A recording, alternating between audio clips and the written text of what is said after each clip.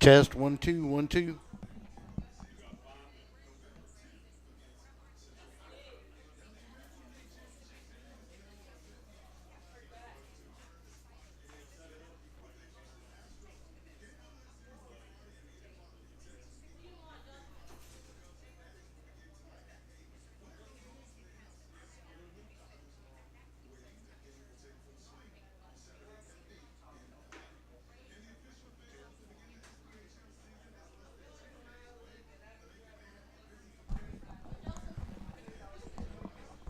Hello, hello, hello. Hey, we're not ready for you yet. We'll be on in 9 minutes. So you get to watch what's going on at Stoner's Pizza till we get ready to go. We'll be ready shortly. Be back in a little bit.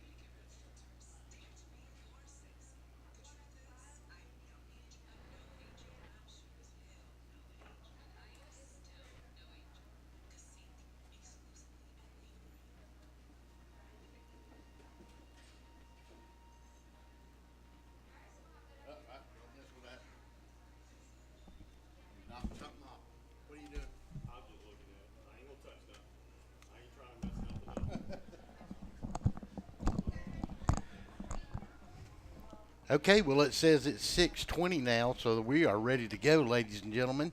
And we are live at Stoner's Pizza on Forsyth Road. And it is another edition of Gridiron Gab. Good evening, everybody, and welcome into another edition. First of all, we want to thank our sponsors, of course, Stoner's Pizza. You park them, you sell them, located at 3306 Vineville Avenue.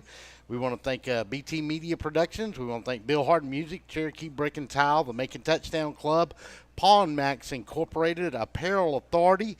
Don't forget Texas Border Grill and Kudzu Seafood as well, too. We are live here as we are every Thursday night, with the exception of last Thursday night because we were doing a ball game, and we did a good one. It was the Howard Huskies as they hosted the Perry Panthers over at the Ed DePore Sports Complex, and it was a really tight ball game, 21-all.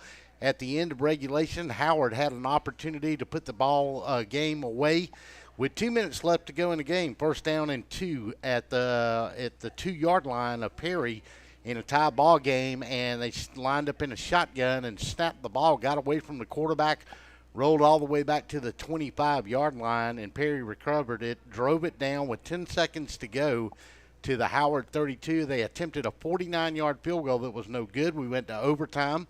Perry scored on their first possession in overtime. They snapped the extra point, and it was dropped by the holder, and Howard blocked it.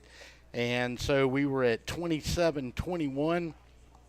Howard got the ball. They scored on their possession on a 3rd and goal play, and then they decided to go for 2 instead of just kick the extra point and make it an easy night. And on the 2-point conversion, they snapped it to the quarterback, and he ran a little jet sweep kind of play, and he dropped the ball, picked it back up, and got in the corner of the end zone, and the Huskies moved to 5-2 on the year with the overtime victory by a final score of 29-27.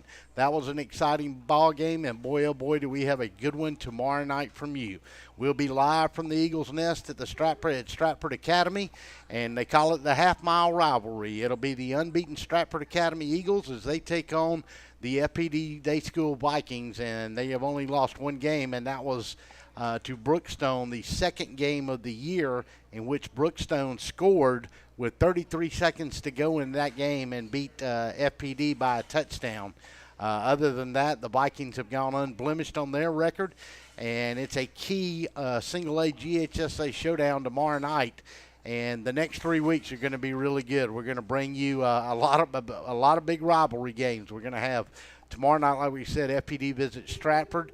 The following week, FPD goes to Tattnall, and then the next week after that, Tattnall goes to Stratford. So we've got 3 teams that have a combined loss record of only 1, and that's the one that FPD dropped with 33 seconds to go. So we've got some good football coming your way the next 3 weeks. That game, the pregame starts tomorrow night live from Stratford at 7:15. We'll kick it off at 7:30, and it ought to be a good one. You know, everybody's in region play now. There's a lot of key games. Mary Persons had a big win last week up at Dan Pitt Stadium in Forsyth. Jones County, they continue to roll. Northside has a big win over Valdosta last week in their game. Warner Robins is still undefeated, so a lot of good football left to play, and we've got a lot of region games that are coming up. We want to talk about, of course, the Pick'em contest. Well, last week it was the LSU Tigers and the Florida Gators, and unfortunately we did not have a winner in the Pick'em contest last week. It was a wild and crazy physical football game down in the swamp last week, and LSU comes out on the winner by a score of 17-16. And we did not have a lot of folks picking LSU to win that football game. And the few of you that did really had high scores in the 20s and the 30s and on up from there. So everybody went over on it. So let's go over the contest rules again. On the Pick'em contest, you pick the winner and the score without going over on the winner's side, and the closest to the actual score at that point wins the prize package. Well, what's in the prize package? Well, let me run it down for you. How about a free large pizza from Stoner's Pizza? We've got stuff from Kudzu Seafood. We've got stuff from Texas Border Grill. We've got the new Freddy's that's about to open at the end of this week, ready to go up there. They're opening up. Moe's. We've also got some trinkets to give to you. Might be some Falcon stuff, might be some Georgia stuff, might be Georgia Tech or Auburn. We kind of take after the guy that won it, or girl that won it, whatever their fandom is. And then we're also got a Gridiron Gab T-shirt for you and a DSBN Sports hat for you. So everybody gets a sports hat. Now, what are you playing for? Well, you got about $80 in prizes each week that you're going to get. And at the end of the year, remember this, each time you win on the weekly contest, your name goes in the hat. And then for however many times you win at the end of the year, we got some great prizes to give away. Pawn Max Incorporated is giving away a 12-gauge pump shotgun. They're also giving away an AR-15. We got Cherokee Brick and Tile that's giving away a $1,000 big green egg. And we've got Bill Harden Music that's going to give away a choice of an electric or an acoustic guitar. So we'll split those prizes up over the two drawings. So we'll have one that goes all the way through the SEC championship game, and then we'll have another for the two national playoff games and the national championship game. So you can win over $80 in prizes each week, and boy, there's some great prizes to at the end of the year. We got a lot to talk about. Like we said, we've touched on our high school game tomorrow night. I think that's going to be an important game, and it will be in region standing as Stratford is undefeated. FPD only has one loss, and it was a non-region loss, so they're both undefeated in the region. Tatnall is as well, too. They go on the road, and they play Twiggs County, I believe, tomorrow night. So that's a region game for them. They get through that game. Then, of course, they've got two big rivalry games coming after this week. So tomorrow night, all the focus will be at the Eagles Nest over at Stratford Academy, and then after that, we're just going to roll it on down the road from there. We've got a lot to talk about in the SEC. We'll look back on last week's games. We're going to look at the SEC East and the SEC West. And really all we can say right now is we got three teams maybe that have separated themselves from the rest of the SEC. But bear in mind, Oklahoma thought the same thing when Iowa State came to call last week in Norman, Oklahoma, and put the mighty Oklahoma Sooners asunder. We'll talk about it when we come back. We're going to visit with Charles Crowley, the proprietor himself here of Stoner's Pizza. He's going to give us a little insight on what's going on at Stoner's. And we're also going to talk about his favorite team, the Alabama Crimson Tide, when we come back. So we're going to take a break. We're going to step away. When we come back, we'll get the show continued. You're listening to this Gridiron Gab on DSBNSports.com. We'll be back after this timeout.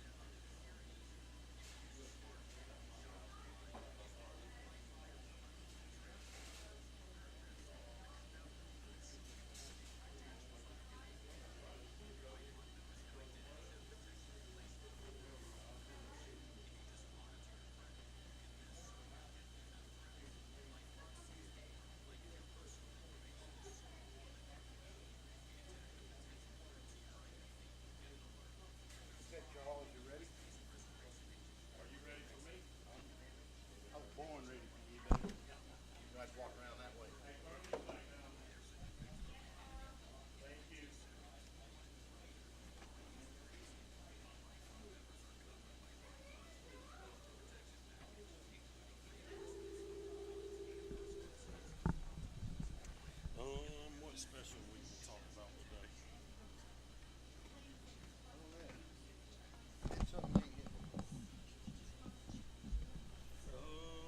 We don't have a ton of specials.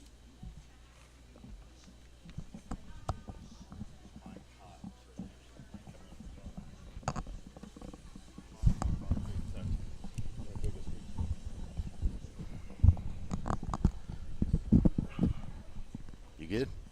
I'm good. And welcome back on a Thursday night. Before we go any further, we wanted to show you our newest edition from Apparel Authority, and there it is right there. There is our DSBN Gridiron Gab t-shirt. You'll get one of these if you win the prize this week. We also got some DSBN hats coming your way as well, too. So t-shirt's going to be a lot of fun. We've already got some folks in here wearing one of them. And so we're looking forward to giving away those each week. My boy Charlie, I done gave him one. He comes in. He's got his Stoner's Pizza on. He's going to get me a T-shirt, too. He's promised me to get me a T-shirt. I'll probably get that about the same time I get him a new Alabama hat, because that one's got dough and pizza dust and looks like a little softball dust on it. I am a working man. Working man. Is the softball season wrapped up? Actually, Are we in playoffs now? Well, you got to pay to be in the playoffs down there. Pay to be in? Yeah, so a lot of times they don't have them. But I got a call from the rec director today. It's like going to Ole Miss. You got to pay to play. That's exactly right. But they're got a team playing tonight. If they win, we have to play them for second place tiebreaker. Okay, so what does it cost to play in? $100. Nothing. It's $100 to. And they got to get 5 teams, and they didn't get it. So. Oh, okay. So you've got 2 teams playing for the championship? Well, no, for second place. Oh, for second place. Okay. Okay, so before we get into football, let's talk about a little bit about what's going on at Stoner's Pizza. All right. Well, the fair's made it a little slow this week. Well, I have 37 years in the retail business, brother. I can relate. I understand. But I was going to talk about today our largest pizza. We call it the Big Texan. Yep. It is 24 inches around. Y'all need to rename that the Red Elephant, maybe. but go ahead. I think my partner might get mad at me. Yeah. He's a Georgia man. Oh. But it comes in basically about 48 squares, Right. and it feeds 7 to 9 people. So this is a perfect pizza for tailgate on Friday night. Yeah, or if you're having a big party, it will barely fit out the front door. Okay, so we're talking about this Big Texan. Now, how many toppings? You get to choose your toppings? You or how choose many? your toppings on that. They're $2.99 a topping, of course, because the pizza is literally like this big. Okay. So that's a great tailgating special. Yes. Now, when we were here, we had a game last week. We weren't here. You had just come up with something. You were going on. Of course, if you go to high school in the Macon area, the seniors get to go to lunch, and you came up with a special for all the seniors to get out to go to lunch every day. Yeah. It is 2 slices and a drink for $3.99, and actually anybody can enjoy it. Right. But I came up with a special card for them seniors where they could get a free lunch once they got a couple lunches. That's a good idea. That's So- good. If I eat that much pizza and I go back to work, I'm going to fall asleep in a chair. 2 slices? Yeah, but I'm going to get them to cut my slices by like Hey, can I get some I want big Tex slices is what I want. Okay, so the mighty Bama Crimson Tide rolls on. They sit at 6-0 and 3-0 in the conference. Had a little struggles along the offensive front, I thought, in the second half of that game against Texas A&M. They got up 24-3 and weren't quite able to put their foot on the throat of the Aggies last week. I thought the Texas A&M's front four did a good job throughout the game of putting pressure on the Alabama running backs and the quarterback. Alabama basically had 2 of their scores were just big plays. Yeah. They did slow down. It seems like they took their foot off the gas and maybe got a little distracted by the offense. The offense did. The defense played hard the entire game, played Right. extremely well, even though they did give up some points in the second half. They beat up that poor Texas A&M quarterback. Yeah, but I'll tell you what, though, He hung in there, and he made some terrific plays. Now, he is a true freshman, just turned 18 years old. He's going to be a lot of fun to watch the next 2 years and then maybe 3 years. Yep. It'll be a lot of fun to see who's going to be coaching him next couple of years, too. And that is also a question that we've got coming up as well. Okay, so let's look at this week's schedule. BYU goes to Mississippi State. South Carolina is Tennessee. We'll come back and talk about that one in a second. Of course, Auburn is at LSU. Vandy is at Ole Miss. A&M is at Florida. That's an interesting matchup. Arkansas is at Alabama. We'll talk about that one right away. And Missouri is at Georgia. Georgia fans, I don't want to hear nothing about the Missouri game. Missouri is the worst team in the Southeastern Conference. They have gotten a little better. You can see some progression in them with Kentucky last week. But when we watched them 2 weeks ago when they played Auburn, they were a really bad football team. But I do think they've gotten a little better, and they played much better against Kentucky. But Georgia should win that game. 31 points, I would think. 28 points. I mean, even if they put up 35 points on Georgia, Georgia's probably going to put up 80 on them. Yeah, and that's the problem with their defense. All right, so let's go back and look at South Carolina and Tennessee. South Carolina comes off the big win last week. They got a big win. But then they play Tennessee this week. Is this Butch Jones' swan song if he gets blowed out by South Carolina? If he gets beat by South Carolina, they will beat or blowed out? I think if he just gets beat, it's over. They're going.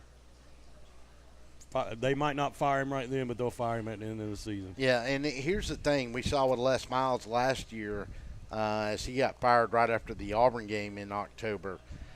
With early signing period now, are these teams going to wait? If you're a Tennessee, are you going to wait till the end of the year to fire Butch Jones? I don't. If he goes to South Carolina and South Carolina beats him bad, I think it's over Monday morning. If he hangs in there and it's a 7-point loss, I think they make a decision to maybe go a little further with him with Alabama coming up, because he's got Alabama next week, third Saturday in October. He gets blown out at South Carolina and then goes to Alabama, where he's more than likely going to get eaten alive. Yeah. They can't have two back-to-back shellackings on national TV. Yeah, and South Carolina don't look quite as strong as they did last year. Well, they lost their big wide receiver. Yeah, they lost that big wide receiver. But team-wise, they don't seem to look quite as strong to me. I know he's trying to rebuild with a lot of freshmen. They said there wasn't much left in the – when Spurrier left him. So, right, sure. But second class now he's got in there. His quarterback's going to be fine. His quarterback's as talented as he can be. I think it'll be a close game. I do. All right, so Texas A&M plays well against Alabama last week. They go to Florida. Florida gets beat by LSU coming off a loss to Troy. Troy got beat by South Alabama on Wednesday night. Oh, my God. I mean, now how bad does that loss look for LSU? So Texas A&M with Kevin Sumlin now, with people still thinking back to the opening season loss to UCLA, where they had a 31-point lead or something like that. If he goes down to Florida, I think you got some pressure coming on both of these coaches. I think Jim McElwain has got to be feeling a little bit of heat. Maybe not a lot, but a little bit. A little bit. I mean, he hasn't had a quarterback since he's been at Florida, and he's supposed to be an offensive guy. I don't get it either. Vandy and Ole Miss, I think Vandy is, I don't know, has Vandy nailed it in for the year after that beating at Alabama and then the beating by Georgia too? I mean, I'm not for sure what the coach is going to do up there with that team right now. Ole Miss can throw the football all over the field with Shea Patterson. They're a little banged up. They seem to have problems on defense. That's going to be an interesting game. The way you got an interim coach at Ole Miss that's playing. He wants that job full time. Now Vanderbilt's on a skid. I don't know. It's not a game probably I want to watch. It's not a game I'd want to bet on either. But BYU and Mississippi State, I think BYU bounces back with this one. If you look back how bad LSU beat BYU, I think Mississippi State gets that game. Alabama and Arkansas, Bellama, is he done at Arkansas? I think the pressure's coming on him. You got the former quarterback come out this week trashing him, saying, hey, have you seen enough Arkansas fans? It's time to move on. This may be his swan song as well, too. Exactly. It seems like almost every coach in the SEC besides 3 or 4 are on the hot seat. Yeah, and I don't think Stoops at Kentucky's on the hot seat. I mean, I think they're still going to get somebody they're not supposed to. I don't know who that will be. I don't know who they got left. If they've got anybody in the West, they still have to play. I know they got Georgia left. So we move on from there. I think Alabama wins that game handily as well. Our pick'em contest this week, well, since nobody won last week, we've got a double pick'em contest this week. And we're going to talk a little bit about this game as well. Georgia Tech travels to Miami. Miami wins it on the last play of the game with a touchdown pass in the corner to beat Florida State in Tallahassee. And Georgia Tech is only loss has been to Tennessee in the opener up at the Mercedes-Benz Dome. That's a big game. I think you tell which of these two teams is for real and which is not for the ACC this weekend. I think they're both pretty good football teams. This is going to be a hard game to pick between Georgia Tech and Miami, in my opinion. It's going to be a hard game because I honestly don't think Miami is as good as their ranking. Yeah, they're ranked number 11. They're undefeated, but, they struggled against Florida State's got a good defense, but Florida State's looking for offense, and they really don't have it. I think, again, I would have to say that's kind of a bad loss to Tennessee, too, how they've looked for Georgia Tech. Yeah, it is maybe an opening game looking back on it. Paul Johnson came to the Macon Touchdown Club, talked about that game, felt like his defense was a little exhausted by the end of that game. That's why he went for 2 and lost the game. I think Tech, though, has progressively gotten better and better and better and better each week, and they've gotten better, especially we already knew what they could do offensively with that offense, but they've gotten better on the defensive side of the ball, and I think that's going to be an interesting matchup between them and Miami this weekend, and I think that's going to be a close game, and if it is close, I think the game will go into the 30 points for both teams. And I think Georgia Tech's got a real good shot of getting out of Miami with a win. Maybe so. Unfortunately, I'm busy. I don't get to watch as much football as you do. Well, I'm working on Saturday. What are you talking about? And I was working. Last week I dropped a split in wood and I dropped a maul on my toe, and I got a broken toe now. So it feels great, wonderful. All right, our final game, we're going to look at the other one in our pick'em contest. Remember, Georgia Tech and Miami picked the winner and the score without going over. The other part of the pick'em contest this week is Auburn and LSU. Auburn has not won in LSU since 1999. This is the year. You think. I mean, I watched LSU defensively and offensively last week against Florida. That was a physical football game between those two. Don't kid yourself. Florida can still play defense. Oh, yeah, they can. And that's what's amazed me, why they haven't been better. Yeah. Well, they're on the field too much. But LSU stepped their game up. I thought they were a physical football team last week. Ed Orgeron had to listen to a lot of noise coming off that Troy game. It looked to me like his team coalesced around him when they didn't have to, but they did. This game, Auburn comes in. They hadn't won since 99. Auburn is on a roll. They held Clemson to 14 points. They couldn't get any points on the board. They scored 6. Nobody else has gotten close to stopping Clemson to 14 points. Yeah. So we know Auburn defensively should match up well with the LSU offense because I still think they've got problems scoring. Can the Auburn offensive juggernaut continue as they get healthier and Stidham gets better? Will they go to Baton Rouge this weekend and win? I think they will, but, you do have to look at this. Talent-wise, there ain't going to be a huge difference, but LSU has got as much or more talent than anybody in the SEC, probably other than Alabama. I'd agree with that, except maybe a little bit on their offensive line and their quarterback play. Etling's got to get much better at the quarterback position, and I'm quite frankly surprised that Canada, the new offensive coordinator they brought in last year, to kind of spread that ball out. They did that a little bit against Florida last weekend, but they couldn't put it in the end zone. They still struggled with red zone opportunities. Well, I mean, you're getting what would have been the backup quarterback at Purdue. Right. So, Man, just all this hate, man. So, prediction on Auburn and LSU. Auburn and LSU, I'm going to say Auburn beats them by 7, 24-17. Yeah, you would figure the two defenses would play into it. Auburn's quarterback Stidham's got much better, more comfortable in his role. He's starting to look like what he was advertised about especially throwing the deep ball. I still think Auburn's got to get the running game a little more healthy. They've got to get Petway back, and they got to keep Kerryon Johnson healthy to get ready for this big run. They got 3 road games in a row. They're going to open up against LSU, and then they've got to go on the road to Arkansas and Texas A&M before they come back to the friendly confines of Pat Dye Field at Jordan-Hare Stadium to take on the Georgia Bulldogs on November the 11th and the Alabama Crimson Tide on the 23rd. So a lot of football. And listen, all my Georgia and Auburn buddies and Alabama buddies that want to talk about Auburn and Alabama and the Iron Bowl and Auburn and Georgia and Alabama in the SEC, and what if Auburn and Georgia got a rematch in the SEC? Forget about it. Forget about it. All I can tell you is go look at Norman, Oklahoma last week when Iowa State came in with the second-string quarterback and he got banged up, and they put a tight end in at quarterback in parts of the game, and they rolled Oklahoma in Norman, Oklahoma. So let's not forget about that. Let's go 1 week at a time, you gotta right? Bring it every week. You got to bring it every week. All right. Like Saban says, don't get none of that rat poison. Get the rat poison. He is such a tool, man. I'll tell you, that guy is a tool. But I love listening to him rant and rave and all that fake anger and stuff that he puts up there. He's so full of you know what.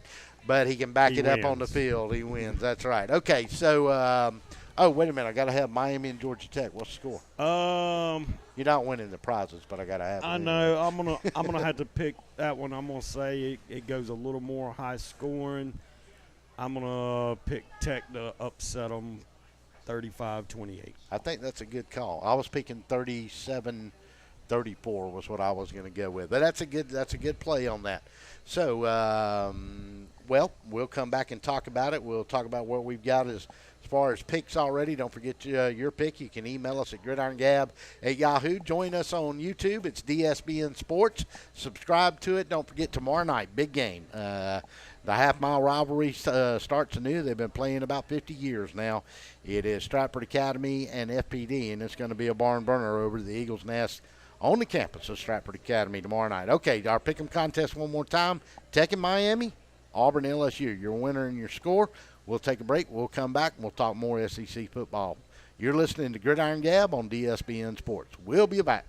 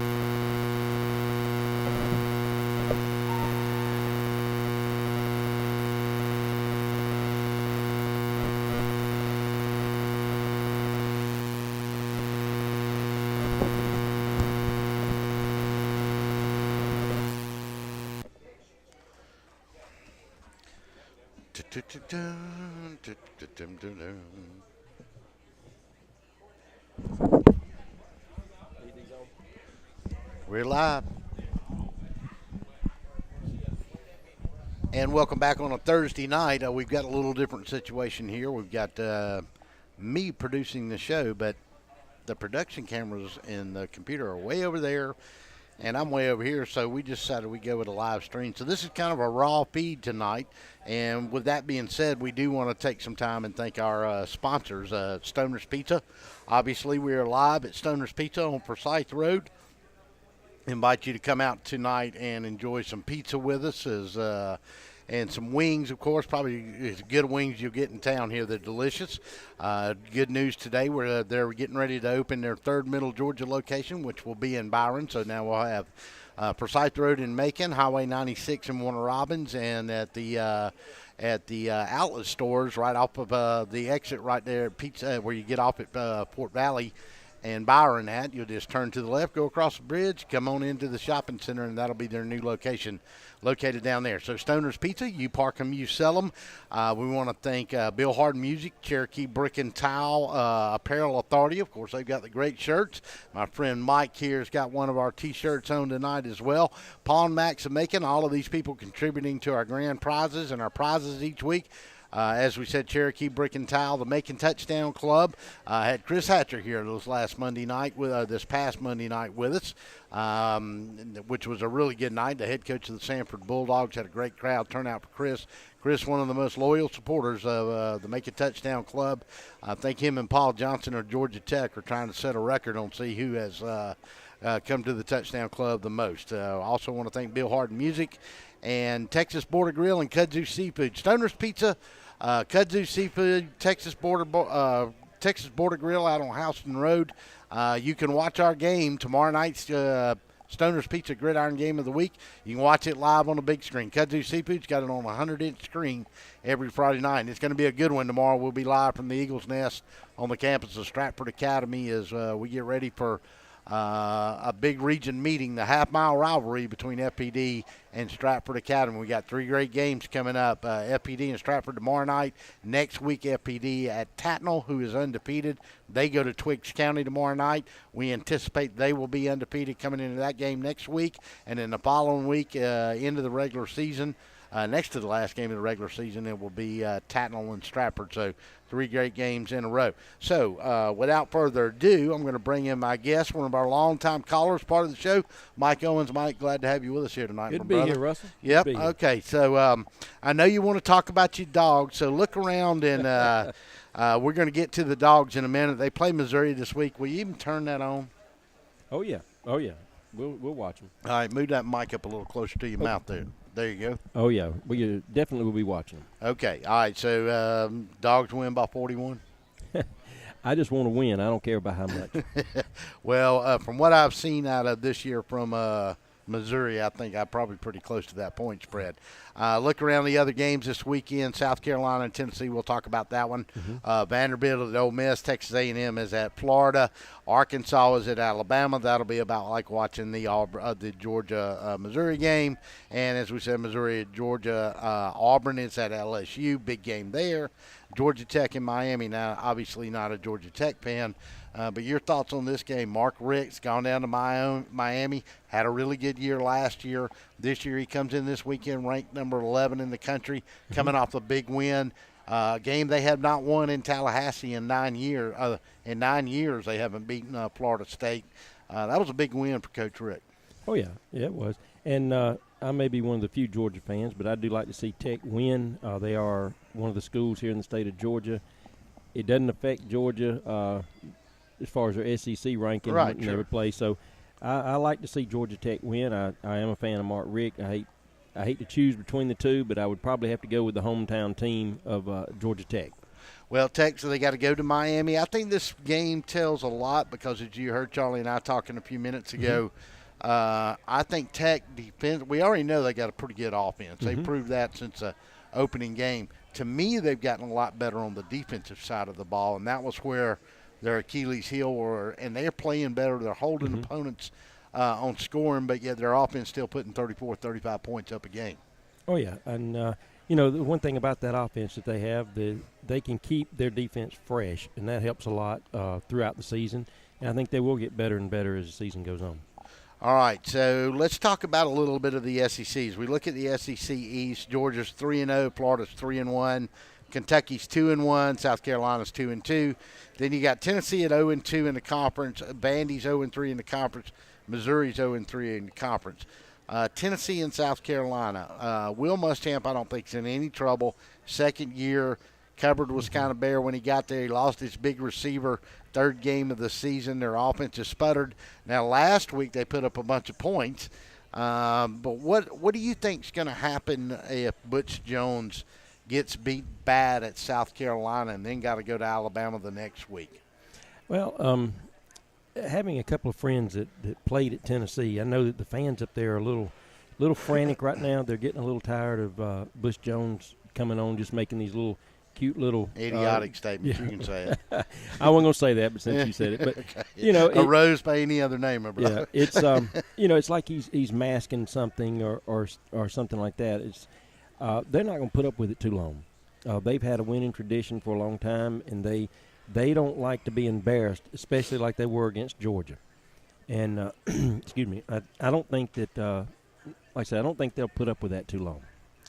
Well, the question that I keep asking myself is now, and they kind of set the precedence last year with the firing of Les Miles when he lost on the road at Auburn, and I think they pulled the trigger a little bit too quick in that game. With the early signing period now, are we going to see these teams waiting till after the season and bowl season's over, or at least the last game of the season, before they fire somebody? I think that you've seen a new trend, and it's about to start, and it's going to start this year. I think realistically, Bellamy at Arkansas and Butch Jones at Tennessee could be gone before the season ends. Yeah, and I hate that. I think that the coaches should have the full season, and then, when you send the coach out midway through the season, if he's not doing something illegal or underhanded or something like that, that's not fair to the team that's on the field. I don't think that's my opinion. Of course, I'm not paid the big dollars that those guys are made to make those choices, but I just don't like to see a team cut the loss in the middle of the season like that. It just, I don't know. It's kind of like you're giving up on the kids that are out on the field. And some might argue the other way, but that's just my personal opinion. All right, so but I do think it will happen. I do think it's going to start happening. I just hate to see it. Okay, so any nervousness from you as a Georgia fan when you look back at last weekend? Alabama got pushed a little bit by Arkansas in the second half of that game. Maybe that's as bad as Alabama gets. I know a lot of people around the country think about that, but you look and see what happened up in Norman, Oklahoma last weekend with Iowa State, the Cyclones. They didn't even have their starting quarterback there to play for him, and the second-string guy got banged up, and they brought in a tight end. They were in Norman, by God, and they still whipped Oklahoma, who was ranked number 3 in the country. And then on Thursday night, North Carolina State, to me, shocked Louisville as well, too. Oh, yeah. The Georgia fans and friends that I've got that are texting me and emailing me, and, I can't wait to play Alabama in the SEC championship. Hold on a minute. We've got a long way to go in the season, and we've got some wins we've got to get. And we've historically laid some eggs along the way. And, Kirby hadn't shown that as much, and I hope he doesn't. Vanderbilt? Yeah. And so, it's something that we don't need to get past, and the coaches are talking about it, and I know that Saban has made some comments about the poison. Rat poison. Rat poison. And Kirby has even said, you're only 1 week away from being humble. I know. They get up there and talk, and it's like him and Saban could finish each other's statement. And so it's, we're playing Missouri, and everybody's high on Georgia, and I am too. I think they're playing very well. But we go to Missouri, and we're looking at Alabama, or we're looking at Auburn, who we need to look at before we need to look at Alabama. But we start looking too far ahead, even to Florida or Kentucky. We start looking ahead and not taking Missouri for what they are. we may come back with a W. And, it's happened to other teams. It can happen to us too. Well, and you're right, and I've got I've got plenty of Georgia friends and Alabama friends and Auburn friends, and everybody. Well, what about Auburn and Georgia and Auburn and Alabama, and then Georgia and Alabama in the SEC, or Auburn and Georgia in a second in a rematch? Auburn and Georgia in a rematch, and I'm going, stop, That's just right. stop it. We've got 6 more games to play over 7 weeks. And so all of this needs to stop until we get to November the 11th and then November 23rd. And then, as you said, not only you got to play Auburn's got to play Georgia and Alabama 2 weeks apart. You still got to play Georgia Tech. And I'm not convinced they're not a pretty good football team right now. Yeah. The only advantage we have when y'all playing Alabama and us playing Tech is they're not in the SEC, so it doesn't affect the SEC score. Hey, we still got that team down below the Georgia border down there that's going to wear these funny-looking uniforms this weekend. But they've had our number, and if we look past anybody, I don't think we're at the point that we can look past people and just show up, roll the ball out there, and win. Alabama may be one of the few teams that can do that, and they've even laid some eggs sometime. So it just, fan is short for fanatic. And right now I see a lot of, the Georgia Post and all that kind of stuff. They're being fanatic about it. It is going a little crazy to me. But. Well, I mean, obviously Florida's got to find something going on with their offensive side of the ball. I think their defense is a competent defense. I think they are one of the top defenses in the conference still. I know they got beat by LSU 17-16, and maybe LSU is not that good. We'll find out when they play Auburn this weekend that hasn't won down there since 1999. So, Auburn's got a tall task this weekend. Arkansas, go ahead. Back to the Georgia fans and the fanatic thing. If we start looking past a week, I think it was 2 years ago, Florida put up maybe 50 yards rushing one week. They played Georgia, who supposedly at that time had a pretty good run defense, and they put up 456 yards rushing or something off the chart like that. It doesn't take but 1 week. If we look past anybody, we're done.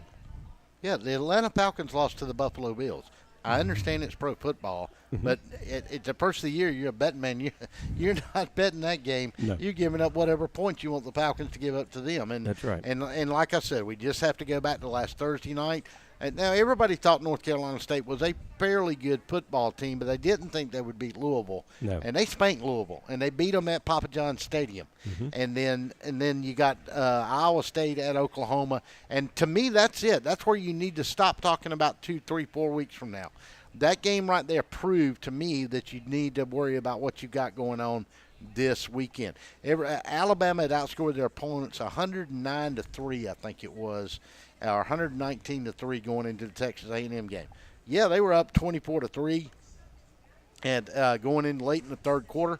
But remember, Alabama scored 14 of those points, 14 of them, on 2 big plays. And you can say, well, that was a mop-up deal at the end by the big touchdown. Listen, there was a minute and a half left in that game, and Texas A&M scored that touchdown and got within 8 points of Alabama. They're within 8 points now. It was 27-8, 27-19, something like that, whatever it was. But if they get the onside kick, Arkansas's got a chance to score in that game. They had just scored on their last 2 possessions. They get that onside kick. They've got momentum even against an Alabama football team. They just drove it twice on you and scored a touchdown. You don't think they believe they're in that game at that point if they recover that onside? You bet they are. And everything's working toward them, and you still got 18 to 22-year-olds out there on the field for Alabama. I don't care how good they are, they get tight. Yeah, I guarantee you when those 2 scores happened, Saban was chewing the ears of the offensive coordinators, and it was just running right on down the hill. The third-string offensive tackle was probably getting his ear chewed. Oh yeah, I mean, and that's just the way it works. That's just the way it works. It's the way it works, but it just tells you that, hey, one funny bounce of that ball on that onside kick, Texas A&M's got old momentum in their favor. They're at home. There's 110,000 at Kyle Field. That place starts to rocking. those kids start believing they can play with Alabama, and now they got a minute and 28 seconds to do it in. That's right. And they just scored on you twice. So, Alabama had a great play by the defensive back there, All-American, whatever his name is. That kid's really good. I can't remember his name off the top of my head. But, all right, so let's talk about the Pick'em contest this week. We're talking Georgia Tech and Miami. Big win at Florida State last week for Miami on the last-second pass play to get them in the end zone. Your thoughts and a score on that one? Well, Coach Rick does have Miami playing better. I saw an interview with him today. He said we're not at the point where we can be physical. We can't just line up and physically beat people. Right. And he said that's the point I want to get to. Well, the problem is if you're playing Tech, you better be physical. You better be smart. You better play in your zone. You have a responsibility. You don't worry about the other guy. You cover your responsibility until the play comes your way, and then you can collapse down. But I don't see Miami being able to physically hold up. That's what I see, and that's what Coach Rick said, that he felt like that they were not where they needed to be physically. So I think Tech wins it, something like 35-24, something like that. Yeah, I think it'll be a little higher scoring game with scores in the 30s. I don't know necessarily that. The matchup to me, it is interesting. They played very well defensively against Florida State last week, but Florida State's quarterback issues still continue to be a problem. They got a very good defense. And I think Miami's got a really good quarterback, their second-year sophomore quarterback down there. He's matured this year. A game like last week certainly lifts you, and you're back home this week after that big win. I'm sure they're going to be sky high. I think this says a lot about where these two football teams are at. Whoever comes out of this is more than likely, to me, going to play Clemson. Will play Clemson for the championship. Yeah, and it's it's been hot up here, but it's really been hot in South Florida. Yeah. And when that humidity hits down there, it's going to be tough for Georgia Tech to play down there. That's why I think that they won't score. The score may be kept down just a little bit, but. Yeah, I think that if Tech can get by this game, they're in the driver's seat then, and that'll just help them. Yeah, and I think they are playing much better defensively than they were when they played Tennessee. I think their defense has improved each week, and I think the offense is there. They can put points up on you, and they've proven that. All right, so our other game in this week that we're going to look at is Auburn and LSU. LSU looked much better. They in Florida were in a very, very physical football game last week down in the Swamp, and I thought it was 17-16. They come away with the win after coming off the horrible loss to Troy the week before. They go down, they go on the road to the Swamp. May have been the best thing that happened to Orgeron and his team is to get out of Baton Rouge because of all the noise that was going on that week. So now they come back home. Amazing this, they are going to how I won't say hypocritical, but think about this. They are going to honor Les Miles at halftime of the Auburn-LSU game. He got fired after the Auburn game last year. So I don't know how that's going to work out. Your thoughts on this football game, though? Well, first thing, Auburn don't need to look at their text messages this week because LSU fans are probably going to send them things like the dead people going to come up from the graves down there and try to spook them. But it's not a place for children. I've had the opportunity to go twice in my lifetime, and it's not a place for children. Well, when they don't. If you want a Coke, you need to go to the next building because it's all alcohol down there. It's all adult beverages. Right. And I would like to go see one at night down there, one time. I've been to one day game and one night game. It's a different experience, I can tell you. I want to go though when they're not playing Georgia. Because I want to be able just to sit back and just watch it and not be worried about whether my team's winning or not. Are you going to get out of there with your life with your Georgia shirt on? I wouldn't wear a Georgia shirt unless we were playing them. But, I think that Auburn should take care of business down there and break the streak from, 99 that y'all hadn't won in Baton Rouge or something. I don't think that LSU can stay with Auburn. I just don't think they can score enough. And, that's just it's sad to see LSU is in that state. But that's kind of been their mojo here lately is they don't have enough offense to keep up with some of these other teams, and they're gonna have a pretty good defense. But I think Auburn can put some points up on the board, and more so than than LSU can. Well, I mean, the rest of the games in the SEC, I think the South Carolina-Tennessee game is interesting. I think Auburn has gotten to a point now where Jared Stidham is started to get comfortable. This will be the best defensive front he's seen. Mm-hmm. We thought A&M was it. I mean, Mississippi State was going to be it.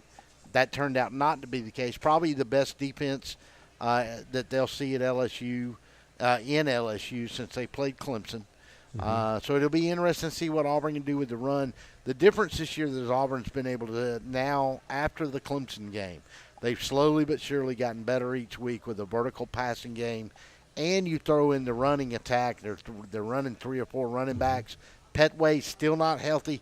I don't think you're probably going to see him back till maybe the Georgia game, anywhere close to 100%, and that'll be interesting at that point. But I do think Auburn's got enough offensive firepower now that they can score, and they've shown they can put points up. And their defense, outside of the Ole Miss game where they gave up 300 yards, they were only averaging 154 yards a game given up to their opponent, and that included Clemson. Because Clemson obviously struggled to score on them as well, too. Oh, yeah. Well, and I think you're right. Y'all's quarterback, whether it's you've seen the talking head say that everybody's coming up to the box and he's able to just whatever he's doing, he's hitting them in stride. And that's going to loosen it up a good bit for the running game, and it's going to help later on in the season because you're not going to be able to stack that box. You're going to have to watch out. The cornerbacks are going to have to go with the receivers because he can hit them. And, I've not watched him, a lot of plays of him this year, mostly highlights. I haven't seen a whole lot of short passing or medium range passing.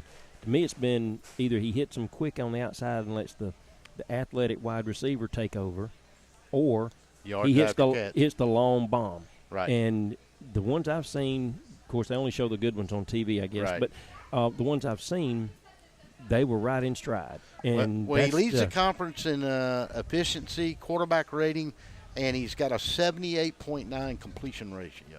That's pretty good. And the complaint was the first 3 games, if you looked at Clemson, Georgia Southern, Mercer, was that he couldn't get the ball downfield. Mm-hmm. They've seen, now that you got running backs healthy back again, that's opened up for him. But to have almost an 80% completion ratio through 6 games says a lot about what your quarterback's able to do. Yeah. So Auburn's got to prove to me they can go on the road and beat LSU. They haven't done it since '99. I think it's going to be a tight game.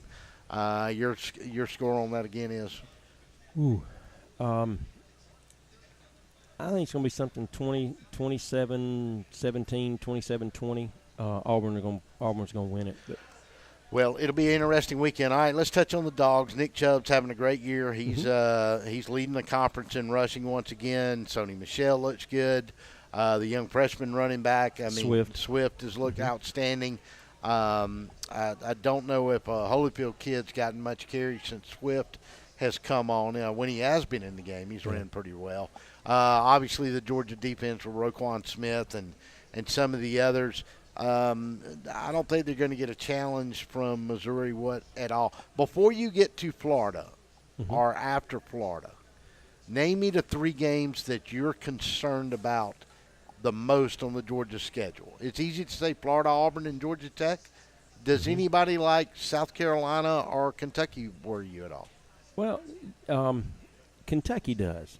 They seem to play us pretty tough, and I historically they have. Yeah, and I think they're a better football team than we've seen.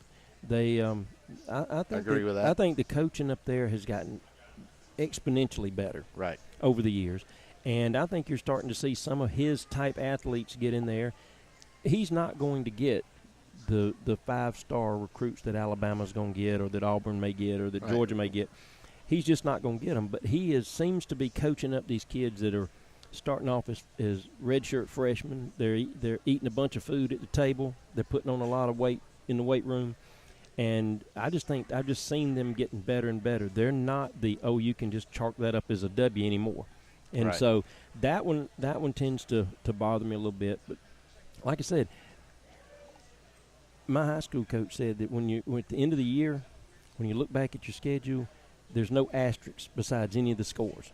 Right. So whether we win by 1 or we win by 50, it makes no difference to me. It's still you still get the same amount of credit. So I just hope we can go through. The main thing is staying healthy. I think that this year they're really doing a great job of rotating Michelle and Chubb, and now they're bringing Swift in, and Hebron. He's the one that kind of gets lost in the shuffle to me, number 35. Right. He comes in. Well, there's only so many balls to go around. But it seems like to me at times when the game, maybe when they're wanting to either run a little bit of clock or stop the clock, with a minute to go in the half or something like that, they're bringing in those guys because they trust them. And that just gives Michelle and Chubb an extra minute or two or three going into half to get hydrated more, get rested more, because in the second half that's when we have to, as we say, chug the ball down the field. So, all right. So, will we see Eason more this weekend against Missouri? I don't know. The last few times I've seen Eason go out there, I don't know if he's pressing too hard, if the knee is really bothering him more, or he's more conscious of it. You'll hear people that talk about injuries that a lot of times the mental part of it, and they say that about ACLs, the mental part of it's tougher to get over that. Yeah, somebody goes at his knee, that's all he can think about. I don't know. He seems to not be tentative. Yeah, or whether he knows he's only getting a few carries, and the better Fromm plays, the more he's going to press. And if you go in there as a quarterback and you start pressing and you're thinking about, oh gosh, if I don't complete this, I'm not going to ever get to play again, you're not going to play well. I do think that Eason is a very good quarterback. I think that he will, maybe he got thrown into fire a little bit too soon, who knows, but I think that he will eventually, whether he stays at Georgia, and that's the big talk, will he stay, will he leave? Now that the number one quarterback committed for next year,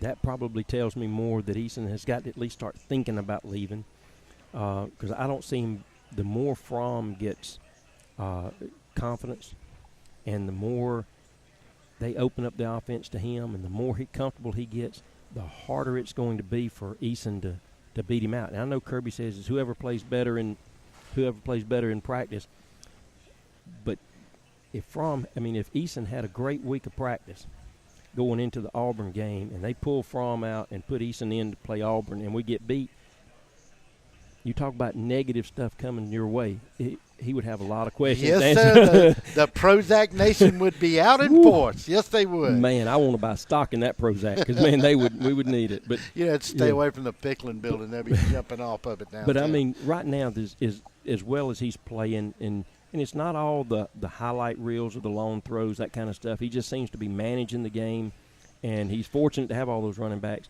It's just getting harder and harder to get Eason on the field. And I think you're seeing more of the playbook each week being opened up to him, which was obviously not there for the Notre Dame game. Listen, no. I can tell you right now, Georgia fans, if this turns out to be a magical season, you can bless that great catch that was made at Notre Dame, because without that catch, I don't think Georgia wins that night. Mm-hmm. That's the difference in the game. Obviously, final score, easy to look back on at 2020, but that may have been the play that was the catalyst to send you on your way this season. Yeah. But hold on, there's still plenty of football to be played. That's what I've told my Auburn people. I'm sure that's what Nick Saban's told his Alabama people, and it's what a lot of Georgia people are saying now, and they're starting to say, hang on, guys. I know we look really, really good. I keep hearing this is the best defense since the 80 Junkyard Dogs. There were some really fine defenses over the last 20 years at Georgia. We'll see. But like you said, Mike, it's got to go 1 week at a time. Oh, yeah. I mean, we don't have the depth that Alabama has. We're, one or two injuries away from looking like Florida State.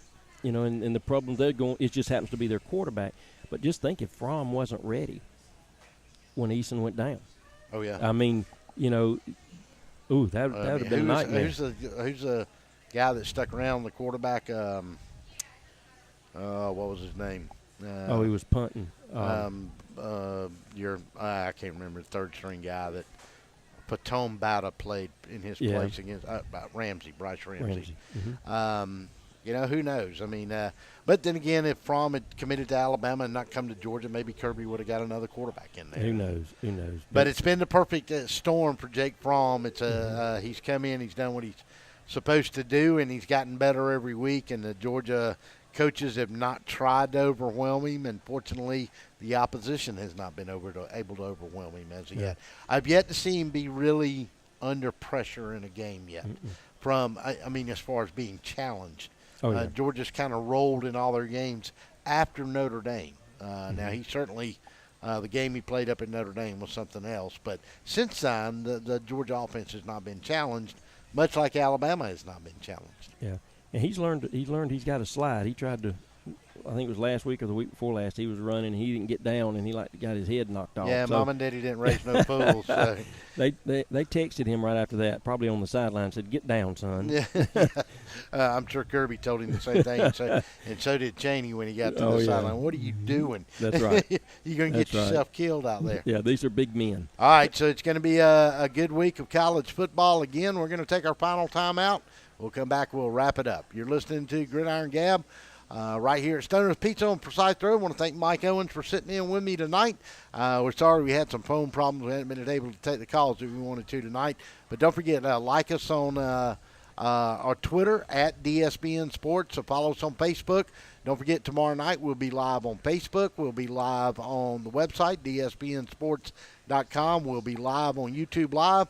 If you're at home, you got a smart TV, you can watch it on the 90-inch screen, or you can watch it on your laptop or your smartphone. It's going to be a great game tomorrow night over at Stratford Academy between the Eagles and the Vikings of FPD. We'll take our final time out, and we'll come back and wrap up the show. We'll be back. Only problem, I felt like I had to look at you to hear you. No, I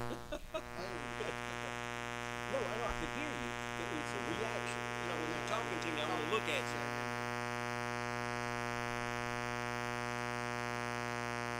That wasn't too bad. It freaked me out when I saw myself over there. I was already sitting here, and next thing I know, I saw myself come into the picture. The Georgia fans need to.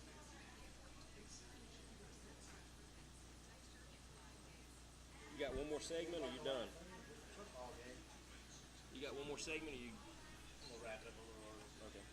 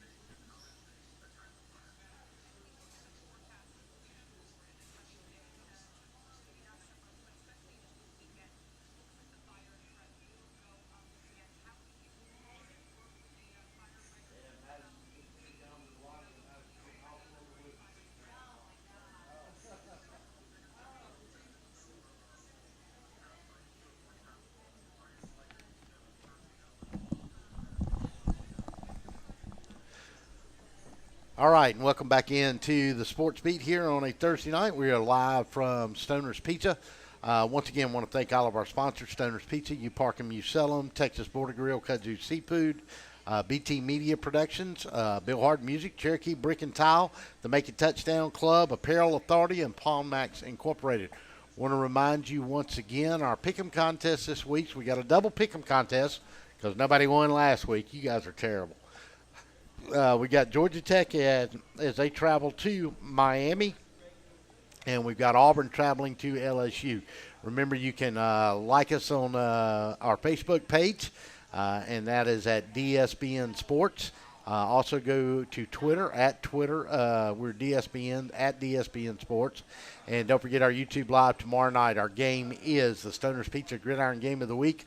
We'll be live from Stratford Academy at the Eagles Nest, as they call it, the half-mile rivalry, as these schools are only a half-mile apart. FPD comes in once beaten, lost second game of the season with 33 seconds to go to Brookstone. That is the only blemish on their record. And the Vikings come in to take on Mark Paraba and his Eagles, and they are undefeated at Stratford this year. So a key region matchup tomorrow night at the Eagles Nest. We'll go live at 7:15. And we'll be on the air for the kickoff at 7:30. Once again, Pick'em contest. You can email us at gridirongab@yahoo.com, gridirongab@yahoo.com, our Facebook at DSBN Sports. You can send your score in that way. And like I said, tomorrow night, you can, if you're out on the town and you can't make it to the game, if you stop by Kudzu Seafood, you can watch the game there, as well as Texas Border Grill right here at Stoner's Pizza. That's going to do it for tonight. We'll get ready for the game tomorrow night. We'll see you at 7:15.